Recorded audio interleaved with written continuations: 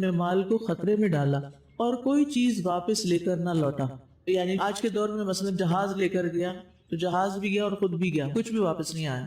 اور اس زمانے میں لوگ گھوڑے پہ سوار ہو کے جنگ کیا کرتے تھے اور ان کے پاس اسلحہ محدود سا ہوتا تھا، تیر و تفنگ اور اس طرح کی چیزیں ہوتی تھی.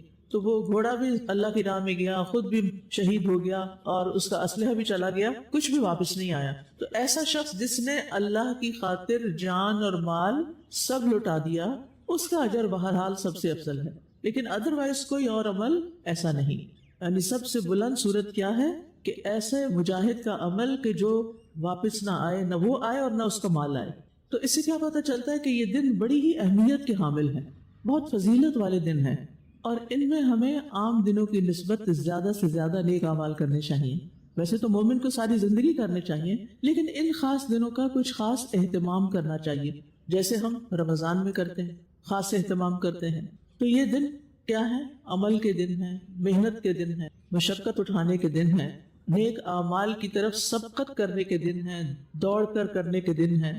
اس بارے میں ہم دیکھتے ہیں کہ سلف صالحین جو تھے وہ ان ایام میں جو نیک اعمال کرتے تھے ان میں کافی مشقت بھی کیا کرتے تھے. جیسے سعید بن جبیر کے بارے میں آتا ہے کہ سعید بن جبیر ذی الحجہ کے 10 دن داخل ہونے کے بعد عبادت میں بہت زیادہ کوشش کرتے جس کی وہ قدرت نہیں رکھتے تھے، یعنی اپنی ہمت سے بڑھ کے کرتے تھے. آپ سوچ سکتے ہیں کوئی ایسے کام کہ جن کی آپ اس وقت ہمت نہیں پا رہے لیکن کرنے ہیں. مثلا سبحان اللہ، سبھی کو مئی کے اینڈ اور جون کے آغاز کے روزے بڑے مشکل لگ رہے ہیں نا. پیاس لگتی ہے، پسینہ آتا ہے اور بے چینی ہو جاتی ہے اور راتیں چھوٹی ہیں، نیند نہیں پوری ہوتی، لیکن کیا کرنا ہے؟ صرف ڈر کے چھوڑ نہیں دینا. آپ سب نے کم از کم پہلا روزہ یعنی کل کا روزہ ضرور رکھنے کی کوشش کریں، پوری نیت بھی کریں اور رکھیں.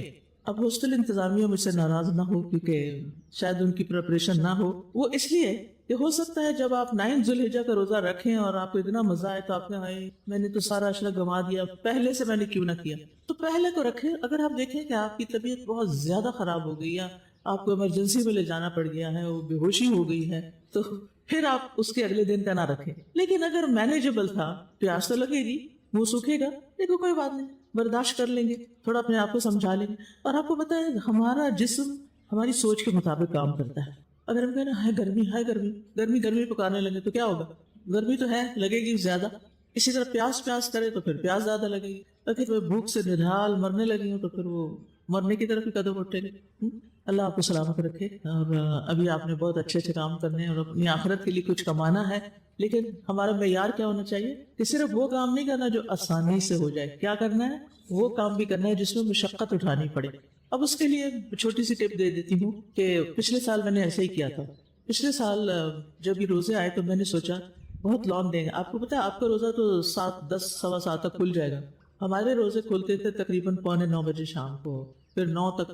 ایگزیکٹلی مجھے اب یاد نہیں کہ 9 تھا یا 8:45 تھے، لیکن کچھ ایسا ہی ٹائم تھا. اور کیونکہ وہاں پر مغرب جاتی ہے 9 سے بھی اوپر، 9:10 تک بھی چلی جاتی اور فجر بھی ارلی ہوتی. تو اب آپ سوچیں کتنے گھنٹوں کا روزہ بن گیا. تو میں نے سوچا کہ جب میں یہاں تھی اور رمضان کے روزے جون میں آئے تھے تب بھی تو میں نے رکھے تھے، کیونکہ پچھلے سال یہ اشرا سارا جون کے دنوں میں آیا تھا. تو اس سال تو چلے تھوڑا سا ارلی آ گیا، تھوڑا سا میں بھی لے رہا ہوں، پھر آگے جون بھی ہے. تو اس میں الحمدللہ جب یہ سوچ لیا نا کہ رکھ سکتے ہیں، ہو جائے گا، تو پھر میں کیا کرتی تھی رات کو، کیونکہ آنکھ کھلنی مشکل ہوتی تھی نا، ہماری وہاں عشاء بھی لیٹ ہوتی ہے. جب آپ سوچے 9:15 بجے یا 9 بجے مغرب ہو رہی ہے تو پھر 1.5 گھنٹے کے بعد 10:30 پونے 11 تک عشاء ہوگی، تو پھر سوئیں گے کب اور پھر دوبارہ جاگیں گے، تو تھوڑا سا بیچ میں ٹائم ہوتا ہے. تو سحری پکانے اور کھانے اور وہ جنریٹ کرنے کا کوئی ٹائم نہیں تھا. تو میں سوچا اس کا کیا حل. تو میں نے اس طرح کیا کہ وہ جو نبیذ ہوتا ہے نا، کھجوریں بھگو کے رکھ دیتے ہیں رات کو. سب کو پتہ ہے کھجوریں بھگو کے رکھ، یہ بہت سمپل ہوتا ہے. نبی صلی اللہ علیہ وسلم کی یہ غذا تھی اور یہ بہت ہی فائدہ مند غذا ہے. تو اس میں آپ کیا ہے کہ رات کو ایک بڑا سا گلاس آپ پانی کا بھر لیں اور اس کے اندر اپنی کیپیسٹی کے مطابق 3 یا 5 یا 7 کھجوریں جو ہیں وہ کھول کے صاف کر کے، کیونکہ گرمی ہے نا، کیڑے مکوڑے بھی بیچ میں اس کی جو سوسری سی ہوتی ہے وہ لگ سکتی، وہ کھول کے اس کا کیپ اتار کے اس کا بیج ڈبو دے تو بہت اچھا ہے، کیونکہ اس کے بھی کچھ اثرات ہوتے ہیں. لیکن اگر نہیں ہمت صبح بیج نکالنے کی تو پھر اس میں وہ کر لیں. اگر آپ کے پاس بلینڈر ہے جس میں آپ بلینڈ کر سکتے ہیں تو آپ اس گلاس کو ڈالیں بلینڈر میں، تھوڑا سا اس کو شیک کریں تو کیا ہوگا، وہ ایک بہت اچھا سویٹ ڈرنک بن جائے گا. تخم بالنگا پتہ ہے آپ کو؟ تخم ملنگا جس کو کہتے ہیں وہ بھی پتہ ہے. تو الگ برتن میں وہ بھی بھگوتے ہیں، جتنا آپ لینا چاہیں اپنے طبیعت کے مطابق. میں تو ایک بڑا چمچ جو ہے اگر بھگو دوں تو ٹھیک ہو جاتا. اب وہ میں کیا کرتی تھی، میرے پاس اتنا ٹائم نہیں ہوتا تھا کہ میں اس کو شیک کروں. میں گلاس میں ہی چمچ پھیر پھیر کے کھجوروں کو پگھلا لیتی تھی، اسی میں تو ملنگا ڈال کے تھوڑا تھوڑا کر کے اس کو پی لیتی تھی. میں چونکہ ڈیری نہیں لے سکتی تو دودھ نہیں لے سکتی تھی، لیکن پھر میں نے تھوڑا یہ بھی ٹرائی کیا کہ وہاں پر کوکونٹ ملک ملتا ہے تو وہ تھوڑا سا میں ڈال لیتی تھی. تو اس سے یہ ہوتا تھا کہ اتنا ریفریشنگ ہو جاتا تھا سب کچھ، اور وہ پی کے پھر تھوڑی دیر دوبارہ لیٹ جاتی تھی تاکہ تھوڑی سی نیند پوری ہو جائے. اور پھر الحمدللہ شام تک یقین کریں نہ بھوک اور نہ پیاس کچھ بھی محسوس نہیں ہوتا تھا. یہ تو میں اپنے مزاج کے مطابق اس لیے شیئر کر رہی ہوں کہ آپ کو ایک کوئی کلو ہاتھ آ جائے کہ ہم مثلاً کیا کر سکتے ہیں. کیونکہ میں روح افزا نہیں پیتی، کوئی بھی فزی ڈرنک نہیں پیتی، کوئی اس طرح کی چینی وغیرہ کی چیز نہیں لیتی، تو پھر وہ سمپل سی فوڈ ہوتی تھی اور سارا دن مزے میں گزرتا تھا. اور اس میں کوئی برف وغیرہ کچھ نہیں ڈالتی تھی، جیسے نیچرل پانی ہے ویسے ہی پی لیا. آپ دیکھیں اگر آپ اس طرح کی کوئی چیز کر کے روزہ رکھ لیں تو امید ہے انشاءاللہ آپ دن ٹپا جائیں گے. پنجابی میں کہتے ہیں نا دن گزر ہی جائے گا انشاءاللہ. لیکن روزے کی وجہ سے آپ کو جو ایک سکینت اور اطمینان اور خوشی، اور پھر ساتھ یہ کہ پورے سال میں بھی میں اگر روزے رکھوں تو ان روزوں کی فضیلت کو نہیں پہنچ سکتی. اللہ کے رمضان کی فضیلت اپنی جگہ ہے، کیونکہ ان 10 دنوں میں ہر نیک عمل جو بہت فضیلت والا ہے. لہٰذا کوشش کر لیجیے، اور جن لوگوں کو اللہ نے رخصت دی ہے وہ نیت رکھیں اور افسوس کریں کہ ہمیں ابھی موقع نہیں مل رہا، تو جس دن پاک صاف ہوں اس دن آپ روزہ رکھ لیں، لیکن کچھ نہ کچھ حصہ اس میں ضرور نیکی کا. پھر اسی طرح یہ ہے کہ چونکہ پھر صبح جلدی آپ اٹھ گئے، تہجد ہو سکتا ہے پڑھ سکیں، تہجد پڑھ لیں، یا پھر یہ ہے کہ آپ قرآن کی تلاوت عام روٹین سے تھوڑی سی زیادہ کر لیں. ٹھیک ختم ہو جو کچھ لوگ پورا ختم کرتے ہیں، انہوں نے ایک تقسیم بنائی ہوئی ہے 10 دنوں کی اور اس میں پورا قرآن مکمل کر لیتے ہیں. لیکن اگر گناہ ہو سکے تو جتنا روز پڑھتے ہیں اس سے کچھ اضافہ کریں. مجھے بعض اوقات حیرت ہوتی ہے کہ ہاسٹل میں 5 دن تو خوب صبح تلاوت ہوتی ہے، سنڈے کے دن پتہ نہیں کہاں ہوتی ہے، پتہ نہیں کرتے بھی ہے کہ نہیں، اور گھر جا کے بھی تلاوت کرتے ہیں کہ نہیں صبح. تو قرآن کس لیے پڑھنا چاہیے صبح کے وقت؟ اس لیے کہ اتنا قرآن الفجر کا نام مشہور تھا. فرشتوں کی حاضری کا وقت ہوتا ہے، فجر کے وقت وہ حاضر ہوتے ہیں. اول طور فجر کی نماز لمبی ہونی چاہیے، لیکن اگر نہیں تو پھر کم از کم قرآن کی تلاوت تو زیادہ ہونی چاہیے. تو اس میں بھی آپ کوشش کریں کہ آپ کی تلاوت سنڈے کو بھی ہو، ٹھیک ہے، چھٹی والے دن بھی ہو. قرآن پڑھ لے پھر سو جائیں. اگر آپ نے آرام کرنا ہے کچھ زیادہ تو قرآن پڑھے بغیر نہ سوئیں، یہ اچھی بات نہیں. ورنہ کیا ہوگا کہ آپ کا مائنڈ یوں رجسٹر کر لے گا کہ جس دن چھٹی ہو نا اس دن قرآن نہیں پڑھتے. تو یہ تو کوئی بات نہیں، یہ تو سال کے ہر دن ہی پڑھنا ہوتا ہے. اس کے ساتھ تو ہمارا تعلق ایسا ہونا چاہیے، صرف کسی کورس کا حصہ ہونے کی وجہ سے نہیں، یا کسی کے کہنے پہ نہیں، ماں باپ کے کہنے پہ یا کسی اور کے کہنے پہ نہیں. خود اللہ سبحانہ تعالیٰ نے ان 10 دنوں کی قسم بھی کھائی ہے. سورۃ الفجر کے شروع میں آتا ہے بسم اللہ الرحمن الرحیم والفجر ولیال عشر. قسم ہے فجر کی اور 10 راتوں کی. مفسرین کی ایک جماعت جن میں ابن عباس اور دیگر مفسرین شامل ہیں، ان کے نزدیک والفجر ولیال عشر سے مراد ذوالحجہ کا پہلا عشرہ، اور لیال چونکہ رات کو کہتے ہیں تو اس کے بعض نے کہا اس سے مراد رمضان کی آخری راتیں. لیکن یہ یاد رکھیے کہ عربی زبان میں لیل کا لفظ رات اور دن دونوں کے لیے استعمال ہوتا ہے. تو اس لیے جن مفسرین نے، جیسے ابن عباس بہت بڑے مفسر ہیں، انہوں نے یہ کہا کہ اس سے مراد ذوالحجہ کے پہلے 10 دن ہیں، تو اس میں کوئی غلطی کی بات نہیں، وسعت ہے. رمضان کی 10 راتیں زیادہ افضل ہیں اور ذوالحجہ کی 10 دن زیادہ افضل ہیں. اچھا، اس میں بعض لوگوں نے پھر کمپیریزن کیا کہ ان دونوں میں سے زیادہ افضل کیا ہے. تو بات یہ ہے کہ دونوں اپنی اپنی جگہ افضل ہیں، وہ دن ہیں وہ راتیں ہیں. تو اللہ تعالیٰ نے کوئی بھی موقع نیکی کا جانے نہیں دیا. اور یہ یاد رکھیے کہ اس سے مراد ذوالحجہ کے صرف دن کا ڈے ٹائم نہیں ہے، بلکہ اس سے مراد رات بھی ہے. یعنی لیل کا لفظ دن اور رات دونوں پر استعمال ہوتا ہے. اور پھر رمضان کا بھی آخری عشرہ دن اور رات سب کو ہم انکلوڈ کر سکتے ہیں، کیونکہ اس میں اعتکاف بھی ہوتا ہے. پھر اسی طرح آپ دیکھتے ہیں کہ عرفہ کا دن بڑا فضیلت والا دن ہے. وہ کون سا دن ہوتا ہے اس عشرے کا؟ 9 کا. شاباش. حضرت عائشہ فرماتی ہے کہ رسول اللہ صلی اللہ علیہ وسلم نے فرمایا اللہ سبحانہ وتعالی عرفہ کے دن سے زیادہ کسی دن اپنے بندوں کو دوزخ سے آزاد نہیں کرتا، اور اللہ اپنے بندوں کے قریب ہوتا ہے. پھر فرشتوں کے سامنے اپنے بندوں پر فخر کرتے ہوئے فرماتا ہے کہ یہ سارے بندے کس ارادے سے آئے ہیں. سبحان اللہ. یعنی عرفہ کا دن بڑا ہی بابرکت دن ہے، اگرچہ یہ حاجیوں کے لیے ہے بڑا خاص دن، کیونکہ الحج عرفہ، حج عرفہ کے دن ہی ہوتا ہے. اگر عرفہ کے دن عرفات کے میدان میں کوئی نہ جائے تو پھر کیا ہوتا ہے؟ حج ہی نہیں ہوتا. تو آپ دیکھیے کہ وہ دن دوزخ سے نجات کا دن ہے. اللہ تعالیٰ آپ سب کو اپنا گھر دکھائے اور عرفات کے میدان میں لے جائے اور عرفہ کی گھڑیاں نصیب کرے بخشش کی. لیکن اگر کسی وجہ سے آپ نہ جا سکیں تو آپ کیا کریں, اس دن اس وقت جب حاجی وہاں جمع ہے نا, آپ بھی بیٹھ جائیں کسی کوشش.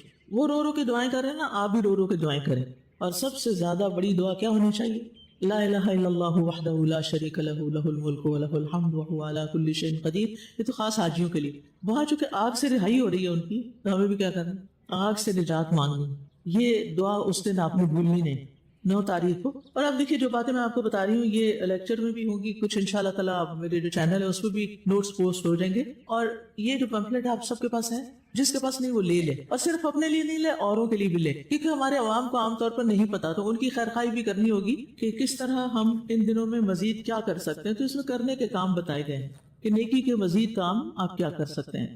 پھر آپ دیکھیے کہ ان 10 دنوں میں قربانی کا دن بھی ہے جو بڑا عظیم ہے. ایک صحابی ہے عبداللہ بن قرط, وہ کہتے ہیں کہ رسول اللہ صلی اللہ علیہ وسلم نے فرمایا, اللہ کے نزدیک سب سے افضل دن یوم النحر 10 ذی الحجہ, اور اس کے بعد یوم القر یعنی 11 ذی الحجہ, یعنی 10 افضل ہے, اور پھر اس کے بعد اس سے کم یوم القر ہے. اور عرفہ کی تو اپنی اہمیت ہے. ان دنوں میں یوم التربیہ بھی ہے, جس میں حاجی حج کے اعمال کا آغاز کرتے ہیں, حج کے لیے جاتے ہیں, مکہ سے نکل کر مینا کی طرف جاتے ہیں. تو بہرحال خلاصہ یہی ہے کہ راتوں کے اعتبار سے رمضان کی راتیں افضل ہیں, اور دنوں کے اعتبار سے یہ دن افضل ہیں. تو ان دنوں میں خاص طور پر اللہ کا ذکر کرنا ہے, ٹھیک ہے, یعنی یہ حاجیوں کے لیے بھی ہے اور غیر حاجیوں کے لیے بھی ہے. سورۃ الحج کی آیت نمبر 28 میں آتا ہے, تو قربانی کے جانوروں پر بھی اللہ کا نام لینا ہے, لیکن اس کے علاوہ بھی وَيَذْكُرُ اسْمَ اللَّهِ فِي أَيَّامٍ معلومات, معلوم دنوں میں اللہ کا ذکر کرے. اور ابن عباس کہتے ہیں کہ ایام و معلومات سے مراد ذی الحجہ کے پہلے 10 دن ہیں, کیونکہ قربانی تو سارے عشرہ نہیں کی جاتی, اور ذکر تو سارے عشرہ بھی کیا جا سکتا ہے, کیونکہ ذکر سب سے آسان عمل ہے. نبی صلی اللہ علیہ وسلم نے بھی اس کی تعلیم ہمیں دی ہے. آپ نے فرمایا, مسند احمد کی روایت ہے, کوئی دن اللہ کے ہاں ان 10 دنوں سے زیادہ عظمت والا نہیں ہے, اور نہ ہی کسی دن کا عمل اللہ تعالیٰ کو ان 10 دنوں کے عمل سے زیادہ محبوب. بس تم ان 10 دنوں میں کثرت سے تحلیل لا الہ الا اللہ, تکبیر اللہ اکبر, تحمید الحمدللہ کہو. تو نبی صلی اللہ علیہ وسلم نے ان دنوں کا ذکر بھی ہمیں سکھا دیا. آپ اس کو یوں بھی پڑھ سکتے ہیں, اللہ اکبر لا الہ الا اللہ واللہ اکبر وللہ الحمد. اس کو تکبیرات بھی کہتے ہیں. تو اس میں آپ دیکھیے کہ یہ آپ کے پاس پیجز ہیں نا, تو اس میں تکبیرات بھی لکھی ہوئی ہیں, اور ماشاءاللہ آپ نے اس میں بھی پڑھی ہیں تسبیحات اور تکبیرات. یہ بھی آپ دیکھ رہے ہیں کارڈ, اس میں انگلش میں بھی ہے یہ, اور اس کے اوپر بھی تکبیرات لکھی ہوئی جو میں نے ابھی آپ کو پڑھ کے سنائی ہے. اللہ اکبر لا الہ الا اللہ واللہ اکبر وللہ الحمد. تو آپ یہ بھی کر سکتے ہیں کہ اس کو کہیں پر اس طرح دیوار کے ساتھ لگا دیں کہ آتے جاتے ہیں آپ کو یاد رہے, فریج پہ کسی میگنیٹ کے ساتھ لگا سکتے ہیں. اب ان دنوں میں جو تکبیر ہوتی ہے وہ 2 طرح کی ہوتی ہے, ایک تکبیر مطلق ہوتی ہے, ایک تکبیر مقید ہوتی ہے. تکبیر مطلق طلاق سے جیسے آزاد, یعنی مطلق کا مطلب ہے وہ تکبیر جس میں کوئی قید نہیں, جب مرضی کہی جائے, کوئی وقت معین نہیں, جتنی زیادہ کہیں اتنا ہی اچھا ہے. تو ان دنوں کا ذکر کیا ہوگا؟ اللہ اکبر لا الہ الا اللہ اللہ اکبر وللہ. کیونکہ نبی صلی اللہ علیہ وسلم نے 3 چیزیں فرمائی, تحلیل, تکبیر اور تحمید. تو یہ تینوں چیزیں اس تکبیر میں آ جاتی ہیں. تکبیر مطلق شروع کرنے کا وقت کون سا ہے؟ تکبیر مطلق اس وقت سے شروع ہو جائے گی جب چاند نظر آنے کا اعلان کیا جائے گا, یعنی آج رات سے ہی آپ کے ذکر میں اضافہ ہو جائے گا. کس چیز کا؟ تکبیرات کا. آپ جس جگہ بھی ہوں, کھڑے ہوں, بیٹھے ہوں, کچن میں ہوں, کمرے میں ہوں, لیٹے ہوں, تکبیر کہہ سکتے ہیں. اپنے گھر میں ہوں, بازار میں ہوں, لان میں ہوں, کرسی پہ بیٹھے ہوں, بیڈ پہ لیٹے ہوں, شاپنگ کر رہے ہوں, کیا کریں گے؟ تکبیرات پڑھتے رہیں گے. صحابہ کرام جو تھے وہ بازاروں میں اونچی آواز سے بھی تکبیر کہا کرتے تھے. وہ کیوں؟ تاکہ سب کو یاد دہانی کرائیں کہ اللہ اکبر, اللہ سب سے بڑا ہے, یہ بات سب کو پتا چل جائے. کیا ہمیں پتا ہے کہ اللہ سب سے بڑا ہے؟ پھر اوروں سے کیوں ڈرتے ہیں؟ اگر اللہ سب سے بڑا ہے, یہ مان لیا, ہمارا یقین ہے, تو پھر دوسروں کا ڈر کیوں ہے؟ ہمیں نہیں ہونا چاہیے نا, کیونکہ اللہ کے سوا ساری چیزیں کیا ہیں؟ آپ کی طرح کی مخلوق ہے. آپ بھی اللہ کی مخلوق ہے, وہ بھی مخلوق ہے. ٹھیک ہے, کوئی مخلوق طاقتور ہوتی ہے, عقل مند ہوتی ہے, کوئی نہیں ہوتی, لیکن ہے سب مخلوق ہونے کے ناطے سب برابر ہے. تو میرا سوال یہ ہے, کیا ایک مخلوق کو دوسری مخلوق کے روب میں آ جانا چاہیے, بڑائی بیان کرنی چاہیے, اور ان کے آگے سجدہ کرنا چاہیے, اور ان کے نام کی تسبیح پڑھنی چاہیے, یا ان سے اپنا نفع نقصان وابستہ کر لینا چاہیے؟ نہیں. پتھر, پہاڑ, درخت, یہ سارے کیا ہیں؟ مخلوق. اور انسان کیا ہے؟ مخلوق. تو اگر کوئی شخص درخت کو خدا مان لیتا ہے یا پتھر کو مان لیتا ہے تو کیا کر رہا ہے؟ شرک تو کر رہا ہے لیکن بہت ناسمجھی کا ثبوت دے رہا ہے. یہ کتنی عجیب بات ہے نا، مخلوق کے آگے جھکے. تو اس جملے میں غور کیجیے، مخلوق کے لیے جائز نہیں کہ مخلوق کے آگے جھکے. مخلوق کے لیے کیا پسندیدہ، کس کے آگے جھکے؟ اللہ سبحانہ تعالیٰ کے آگے جھکے. کون ہے اللہ؟ اللہ اکبر، وہ جو سب سے بڑا ہے، سب سے بڑا، اس سے بڑا کوئی بھی نہیں. لہذا ان دنوں میں کرنے کا کام کیا ہے؟ ساری دنیا کو پیغام دینا ہے کس بات کا؟ اللہ اکبر کا، کہ اللہ سب سے بڑا ہے. اچھا آپ دیکھیے کہ یہ پیغام ہم کب دے سکیں گے؟ جب ہم خود اپنی عملی زندگی میں اللہ سبحانہ تعالیٰ کو سب سے بڑا سمجھتے ہو. آپ دیکھیے کچھ لوگوں نے لوگوں کو بڑا بنا رکھا ہے. کیا نام دیتے ہیں؟ وہ بڑے لوگ ہیں، کہتے ہیں بڑے لوگ ہیں. کس سے بڑے بھائی؟ ہم سے بڑے؟ کس سے بڑے؟ کس لحاظ سے آپ ان کو بڑا کہہ رہے ہیں؟ عام طور پہ کیا وجہ ہوتی ہے؟ مال. واقعی مال کی وجہ سے آپ دوسروں کو بڑا کہہ رہے ہیں. آپ ان کو کیا کہیں؟ مالدار لوگ ہیں. فلاں کون ہے؟ مالدار ہے، اللہ نے اس کو مال بہت دیا ہے، بس ٹھیک ہے. لیکن یہ کہنا کہ وہ بڑے لوگ ہیں اور آپ نے ان کو بڑا مان لیا اور آپ ان سے ڈر کے بیٹھ گئے اور آپ ان کے اطاعت گزار ہو گئے اور آپ نے اپنی عقل استعمال کرنا چھوڑ دی تھی، غلط ہے. اور کیا کہتے ہیں ہم؟ اکابر. ایک اور ٹرم بھی ہے اکابر، اور وہ عام طور پر ان کے لیے استعمال ہوتی ہے جو علم میں بڑے ہوتے ہیں. اکابر علماء، علم میں بڑے بڑے لوگ. چلیے پہچان کے لیے آپ کہہ سکتے ہیں فلاں علم میں دوسرے سے بڑا ہے، لیکن پھر آپ ان کو خدائی کا درجہ دے دیں اور اللہ سبحانہ تعالیٰ کے احکامات پیچھے چھوڑ دیں اور ان کی ہر بات آنکھیں بند کر کے مان لیں. کیا کسی مخلوق کو یہ درجہ دیا جا سکتا ہے کہ ان کو اتنا بڑا مان لیا جائے کہ پھر ان کے مقابلے میں اللہ کی بات بھی چھوٹی ہو جائے؟ یہ جو ہمارے فرقہ پرستی شروع ہوئی ہے نا، یہیں سے یہ بلا شروع ہوئی ہے کہ اپنے لیڈرز کو، ریلیجس لیڈرز کو اتنا بڑا مان لیا گیا کہ بس پھر وہ کسی چیز کو سیاہ کہے تو وہ سیاہ ہوگی، سفید کہے تو سفید ہوگی، اور اپنی عقل ادھار دے دی کسی کو. تو ہمیں اللہ تعالیٰ کو سب سے بڑا ماننا ہے. اور ان دنوں میں جو سبق سیکھ رہے ہیں نا، جو عملی زندگی میں ہمارے چینج آنا چاہیے، وہ کیا آنا چاہیے؟ اللہ سب سے بڑا. اس میں ایکٹیویٹی آپ گھر میں کیا کر سکتے ہیں؟ مثلا اپنے ہی بچوں کے ساتھ کیا ایکٹیویٹی کر سکتے ہیں؟ کیونکہ اس عشرے کا میسج اللہ اکبر ہے. ٹھیک ہے، اپنے بچوں کو بتائیں گے اللہ بڑا ہے تو کیوں بڑا ہے، اور ان کو سمجھائیں گے، تکبیرات لگائیں گے، مطلب بتائیں گے، اور اس کے ساتھ ساتھ اللہ تعالیٰ کی بڑائی کو مختلف طریقے سے واضح کریں گے. کیونکہ جس کے دل میں اللہ کی بڑائی اور اللہ کی عظمت آ جاتی ہے، پھر اس کا تو عمل بدل کر ہی رہتا ہے. وہ ہر کام کس کے لیے کرتا ہے؟ سب سے بڑے کے لیے.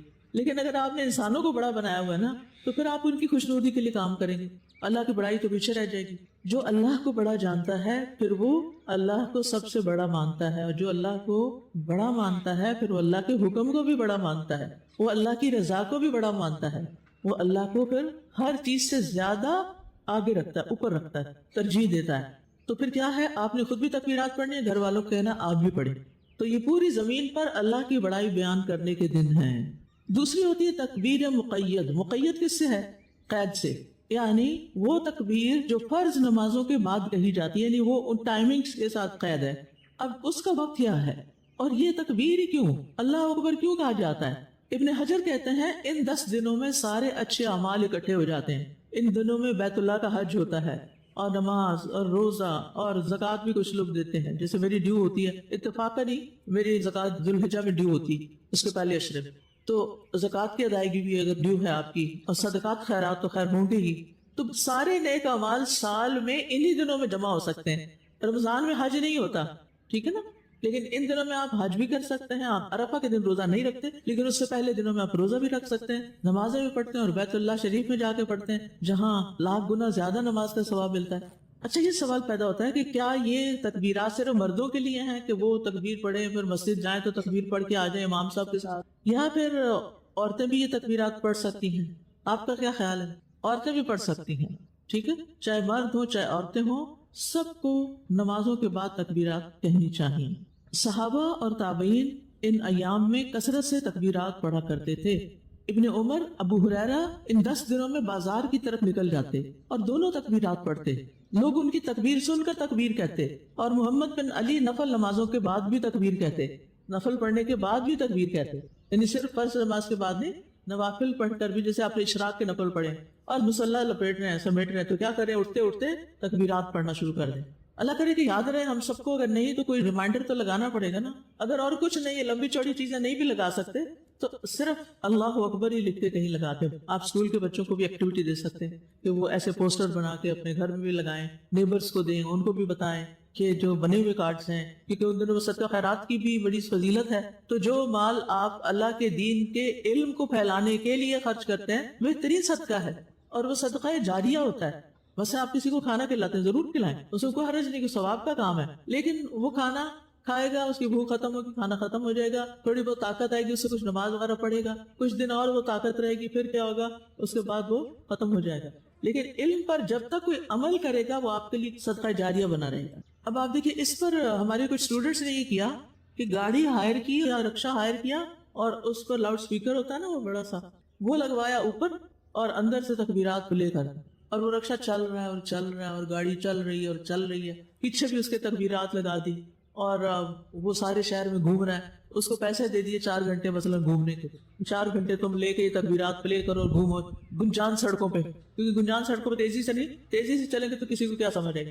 یعنی جہاں لوگ چلتے پھرتے ہیں, دکان ہیں, تو وہاں پر ماشاءاللہ پچھلے سالوں کی بڑی اچھی اچھی خوبصورت تصویریں بھی آئی تھی ان گاڑیوں کی, ان رکشوں کی, ان جگہوں کی جہاں پر تکبیرات لگی ہوتی. کیا ہمارے ملک میں لوگ اپنی دکانوں پر میوزک وغیرہ کوئی پلے کرتے ہیں؟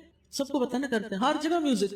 کیا کرنا ہے, لوگوں کو ریپلیس کروانا ہے. ٹھیک ہے, آپ ان کے ساتھ لنک شیئر کریں تکبیرات کا, حرم کی تکبیرات, اتنی ورائٹی ہے ماشاءاللہ تکبیرات کی. کئی تکبیرات تو گھنٹے گھنٹے کی ہیں, بس وہ لگا چھوڑیں اور گھنٹہ بھر بھول جائیں آپ, اور ساتھ ساتھ پڑھتے رہیں, گھر کے کام کاج کرتے رہیں, وہ گھر گونجتا رہے تکبیرات سے, بازار گونجتے رہے تکبیرات سے, دکانیں گونجتی رہے تکبیرات سے, مساجد گونجتے رہے تکبیرات سے.